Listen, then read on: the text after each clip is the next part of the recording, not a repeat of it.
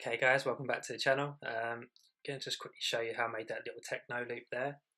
Let's just jump straight into it. So the kick drum, I've got this bassism plugin.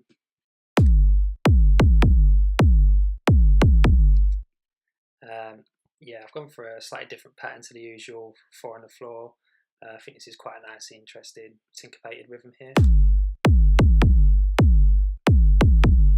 Okay, so after that, I've just got the just to show the settings in this bassism. I've got it set to the key of G. Again, you can see it's quite a lot of sustain on this kick.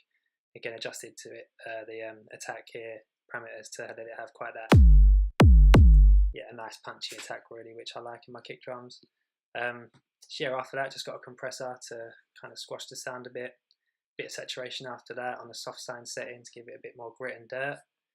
And we also have a limiter here. You can see in this rhythm I've got 2 kick drum in quick succession after this one here. So sometimes when they play so soon after each other, you get a bit of clipping. So that limit is just there to stop that happening.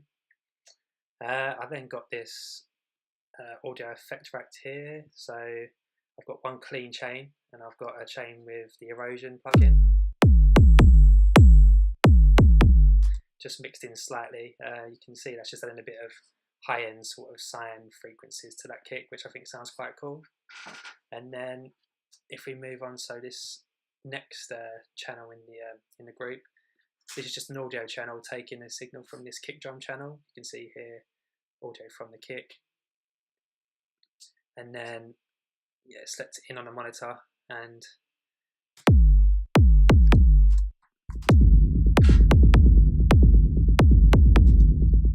so let me just turn all these effects off so you can see what's going on with this chain here.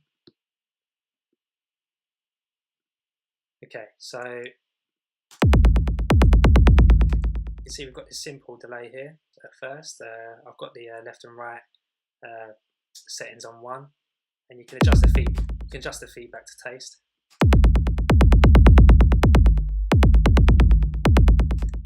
I think it's right there, so I've got 100% wet setting as well.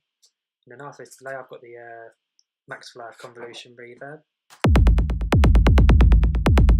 You can see it's not only a slight bit of signal coming in there, not too much. And then after, I've got this auto filter applied. So you can see with this auto filter, I'm modulating it with the max for live LFO tool. I basically just mapped this LFO to the frequency part of this auto filter. Yeah, it just lets the filter open up and close again, so it gives it a bit of variation in the low end.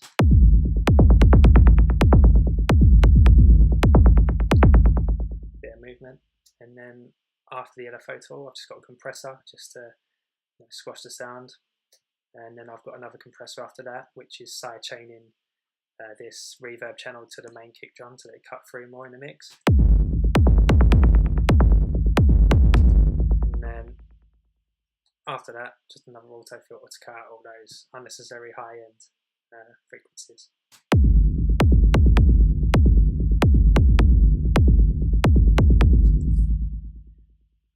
Okay, so that's it for the just the low-end kick drum channel. I then got this string sample here.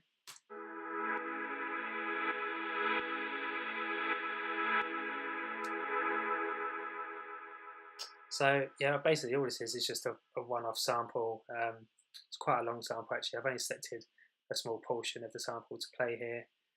Again, just adjusting this crossfade so it fades in, the sound fades in, and I've also got it set to this loop function here as well, so it continually plays back on itself. Yeah, again, nothing majorly technical going on there, to be honest. Then I placed an auto filter on after that, just cutting out some of the unnecessary piercing high ends really, and then just to start a bit of ping pong delay after that to let it, just get a bit of movement going with the sample. Bit of reverb after that as well for the space, to give it a bit of space in the mix. And then again, another compressor just sort of squashing the sound, bringing out all the low volumes in the sample as well. And then, yeah, just the standard EQ8, cutting out the low ends, which we don't want to hear really. And yeah, just another compressor after that to sidechain it to the kick.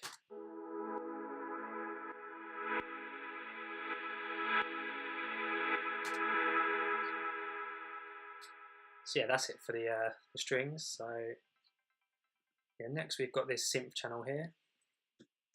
So in this case, I'm using the new Ableton Live 10 Wavetable synth.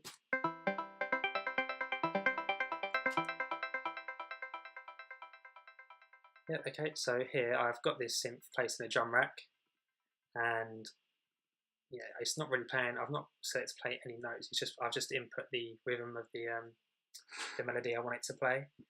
So you can see as well, I've got two MIDI effects here. I've got the random effect and the scale effect. So I've got it set to play in the key of G, which is the same key as my kick drum.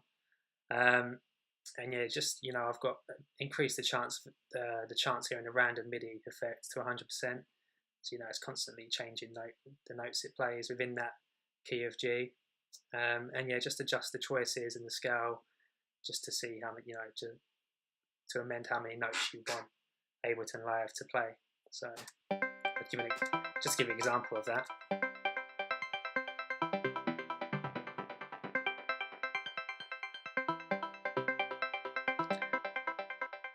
I'll keep it free for now. It sounds quite cool, I think.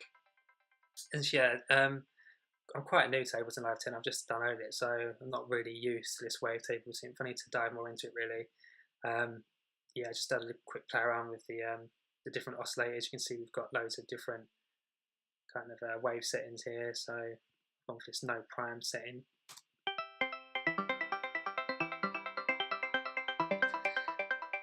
On the first oscillator, and on the second oscillator, I've just gone for a saw dual 3 wave.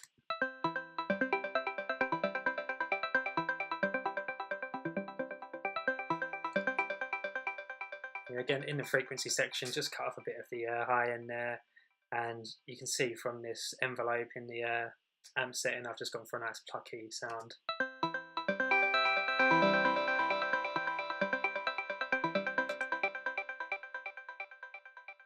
But yeah, as I said, really, I'm quite new to this Wavetable synth, so I need to spend a bit more time learning it. But I think that sounds quite cool, considering it didn't take long to make at all, really. And then after that plugin, I've just got this, again, the standard EQ8 count at the low end, bit of ping pong delay, and then some saturation just on this Simoid fold setting, a bit of drive just to give it, again, a bit of grit and dirt as usual. And then in the next, we've got the tops. So yeah, I've got 4 separate channels in here. So first we've got just a standard clap sample, no processing at all going on there really, on beats 2 and 4, pretty standard. Next we've got this percussion loop. This is just from the sample pack. All I've done to edit this is just transpose it down 5 semitones.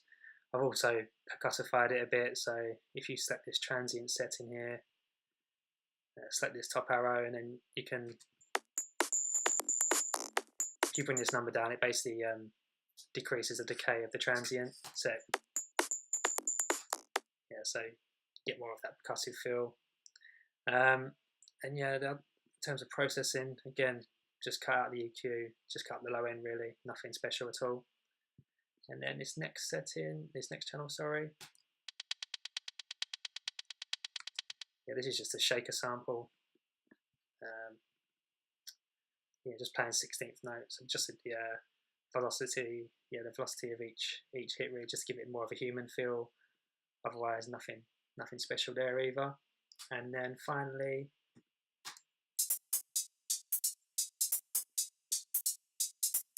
yeah, this is just an open hi-hat sample playing this weird pattern here. Gives it quite a nice groove though to the overall feel of the loop. So here's how that all sounds together.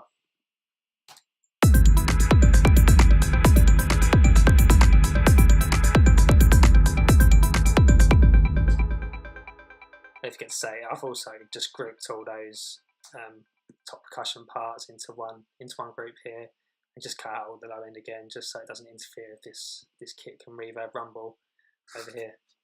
So yeah, I mean, that's basically it really. Any questions, give me a shout, give me a message, I'll try to answer them. And yeah, have a good Christmas and see you in the next video. Bye guys.